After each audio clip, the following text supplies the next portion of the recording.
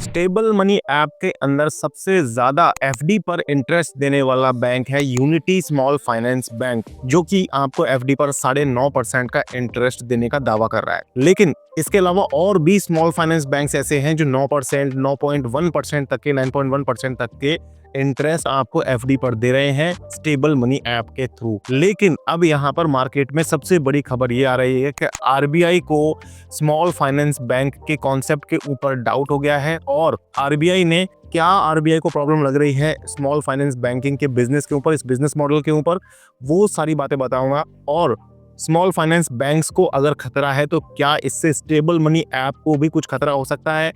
क्या stable money app में जो 9% का आपको इंटरेस्ट मिल रहा है वो कंटिन्यू रहेगा, और कंटिन्यू रहेगा तो कब तक उसका कंटिन्यू रहने का चांसेस यहाँ पर देखने को मिल सकता है? सारी बातें आज की इस वीडियो में करेंगे। वीडियो को स्टार्ट करते हैं। मेरा नाम है विकास मीना, आप देख रहे हैं डीमैट डाइस। तो गाइस, स्टेबल मनी ऐप का स्मॉल फाइनेंस बैंक्स के साथ क्या कनेक्शन है ये तो मैंने आपको स्टार्टिंग में ही समझा दिया, यूनिटी स्मॉल फाइनेंस बैंक का एग्जाम्पल देकर के। अब मैं आपको बताता हूँ कि स्मॉल फाइनेंस बैंक्स एक्चुअली है क्या। तो देखिए, छोटा बैंक है, जैसा नाम से पता चल रहा है स्मॉल फाइनेंस बैंक, यानी कि छोटा लोन देने के लिए छोटे व्यापारियों को, जो सूक्ष्म और लघु उद्योग होते हैं यानी कि एमएसएमई जो होते हैं, एमएसएमई, उनको लोन देने के लिए एक नई कैटेगरी ऑफ बैंक्स जो है आरबीआई ने कुछ सालों पहले अप्रूव करी थी। और इनफैक्ट अगर एक्यूरेट बताऊं तो 2016 से ये स्मॉल फाइनेंस बैंक्स जो है वो इंडिया में काम करना स्टार्ट किए हैं। अब यहाँ पर आज की वीडियो में कुछ 11-12 बैंक्स जो हैं वो स्मॉल फाइनेंस बैंक्स हैं, जैसे कि सूर्योदय है, उत्कर्ष है, उज्जीवन स्मॉल फाइनेंस है, एयू स्मॉल फाइनेंस है और यूनिटी स्मॉल फाइनेंस है। इस तरीके से 11-12 हैं टोटल ये जो स्मॉल फाइनेंस बैंक्स इंडिया में काम कर रहे हैं। अब इन स्मॉल फाइनेंस बैंक्स के बिजनेस मॉडल में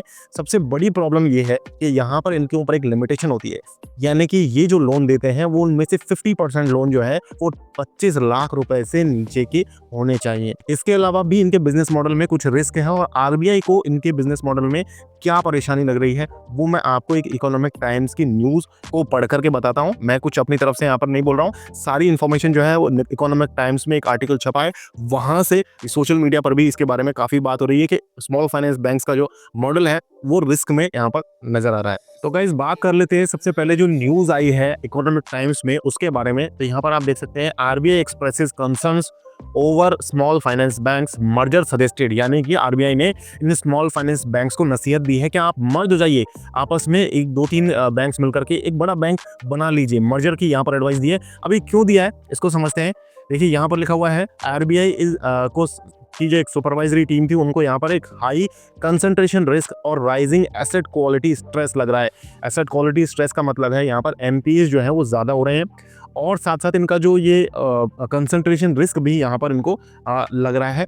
इसमें देखिए, यहाँ पर अगर आप देखेंगे तो banking regulator has also told these banks to explore merger to gain scale, यानी कि स्केल बढ़ाने के लिए, अपना बिजनेस बढ़ाने के लिए और रिस्क को कम करने के लिए मर्जर की यहाँ पर सलाह दी गई है। रेगुलेटर यानी कि आरबीआई अभी कुछ दिनों पहले इन जो स्मॉल फाइनेंस बैंक्स हैं उनके मैनेजमेंट से आरबीआई के कुछ बंदों ने मीटिंग भी करी है, और वहां पर इनको सक्सेशन प्लानिंग में भी कुछ रिस्क समझ में आ रहा है।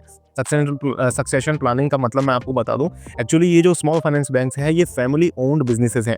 तो इनमें अगर मान लीजिए फैमिली का कोई बंदा जो है वो काम जो बैंक को चला रहे हैं, अगर वो नहीं रहते हैं और उनको कोई उनकी डेथ हो जाती है या कुछ और प्रॉब्लम आ जाती है, तो उसके बाद सक्सेशन यानी कि उसके बाद वहां पर बैंक में काम कौन करेगा, ये यहाँ पर एक बड़ा इशू आरबीआई को लग रहा है। इसके अलावा देखिए, एनपीए के बारे में इसी इकोनॉमिक टाइम्स के आर्टिकल में यहाँ पर लिखा हुआ है कि यहाँ पर जो सारे स्मॉल फाइनेंस बैंक्स हैं उनके जो भी पोर्टफोलियो है, या मान लीजिए अगर 100 रुपए का उन्होंने टोटल लोन दे रखा है तो उसमें से 15.3% तो वहां पर, यानी कि 15.3 रुपया, 100 में से 15.3 रुपया तो एनपीए बन गया है, यानी कि 15% तक का पैसा ये बैंक्स जो है वो रिकवर नहीं कर पा रहे हैं। ये प्रॉब्लम आरबीआई को सता रही है। चलिए, अब मैं आपको एक बार दिखा भी देता हूँ कि स्मॉल फाइनेंस बैंक्स जो है स्टेबल मनी के प्लेटफॉर्म पर वो आपको क्या इंटरेस्ट रेट्स ऑफर कर रहे हैं। तो देखिए, मैं यहाँ पर स्टेबल मनी की ही वेबसाइट पर आ जाऊँ, देख सकते हैं आप स्टेबल मनी, यहाँ पर अप टू 9.5% उन्होंने लिखा हुआ है। सबसे ऊपर टॉप पर आप देख सकते हैं यूनिटी स्मॉल फाइनेंस बैंक जो 9.5% पर एनम का दे रहा है।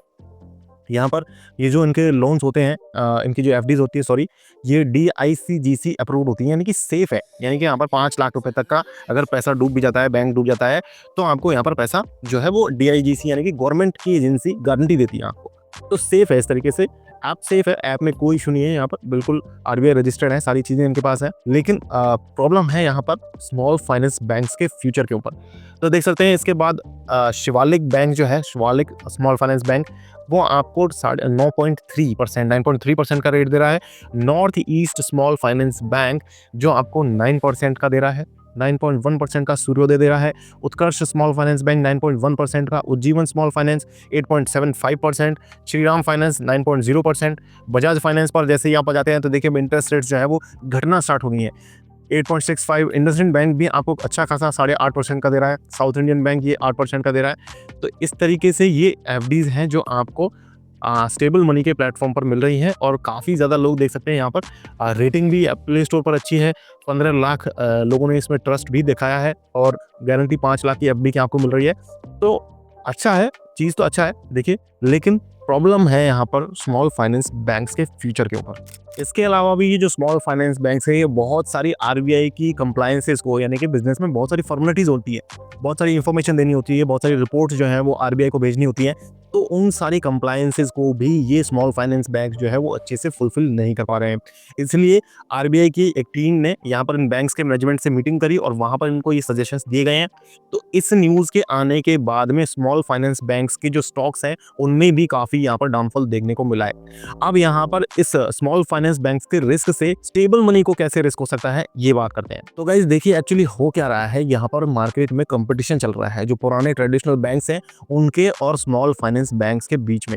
क्योंकि जो स्मॉल फाइनेंस बैंक्स है वो पिछले 8-10 साल ही उनके हुए हैं, लेकिन वो बहुत तेजी से ग्रो कर रहे हैं, उनके शेयर प्राइसेस भी बहुत तेजी से बढ़ रहे थे, उनके प्रॉफिट्स भी बहुत तेजी से बढ़ रहे थे। और इसीलिए हो सकता है जो बड़े बैंक्स हैं इन्होंने ही आरबीआई को बोल करके, या ये भी हो सकता है इन स्मॉल फाइनेंस बैंक्स के पीछे पड़े हुए हों, इनको इनके बिजनेसेस को बंद करवाने के लिए हो सकता है इन्होंने ही आरबीआई को कंप्लेन करी हो। तो ये सब जो है वो बिजनेस में, कंपटीशन में सब चीजें होती हैं, उसका ये इम्पैक्ट हो सकता है। अब यहाँ पर बात करते हैं कि अगर ये स्मॉल फाइनेंस बैंक्स अगर ये सस्टेन करते हैं, तब तो उस केस में आपको स्टेबल मनी ऐप के अंदर अच्छा खासा इंटरेस्ट जो है, जो अभी देखने को मिल रहा है 9-9.5% का, या हो सकता है इससे ज्यादा भी, थोड़ा बहुत ही ज्यादा बढ़ पाएगा, यहाँ से बहुत ज्यादा बढ़ने का चांस तो नहीं है, लेकिन ये 9.5% का 10% का इंटरेस्ट आपको मिलता रहेगा अगर ये स्मॉल फाइनेंस बैंक्स सही तरीके से काम करते रहते हैं।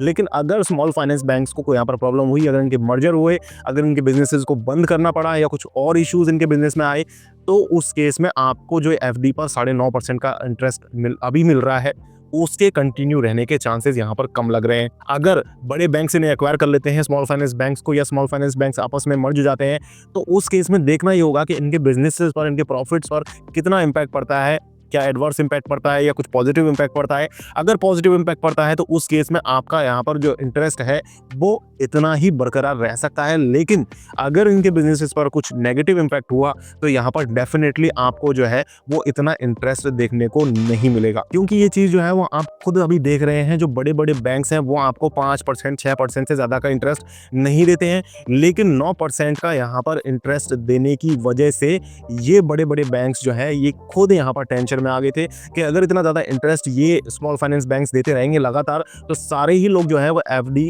इन स्मॉल फाइनेंस बैंक्स के पास ही कराएंगे, हम बड़े बैंक्स के पास कोई एफडी नहीं कराएगा। तो इसलिए यहाँ पर एक कंपटीशन का आपको ये देखने को मिल रहा है, कंपटीशन का ही एक अंजाम है जो यहाँ पर आरबीआई ने, ये जो न्यूज़ आपको मैंने अभी दिखाई, आरबीआई का ये जो एक्शन है, अब इसका आगे चल करके क्या होता है क्या नहीं होता है इसके बारे में हम आपको अपडेट्स देते रहेंगे। लेकिन यहाँ पर अगर आप इन्वेस्टमेंट करना चाहते हैं तो शेयर्स जो है वो आपके लिए सेफ है। शेयर्स में इन्वेस्टमेंट करने के लिए मैंने डिस्क्रिप्शन में आपको एक लिंक भी दे रखा है फ्री डीमैट अकाउंट का, वहां जाकर के आप डीमैट अकाउंट ओपन कर सकते हैं और लगातार फाइनेंस रिलेटेड न्यूज़ जानने के लिए, मेरे साथ जुड़ने के लिए मेरे साथ टेलीग्राम चैनल पर भी आप जुड़ सकते हैं। टेलीग्राम चैनल का लिंक भी मैंने नीचे डिस्क्रिप्शन में दे रखा है, डिस्क्रिप्शन को जरूर चेक कीजिएगा।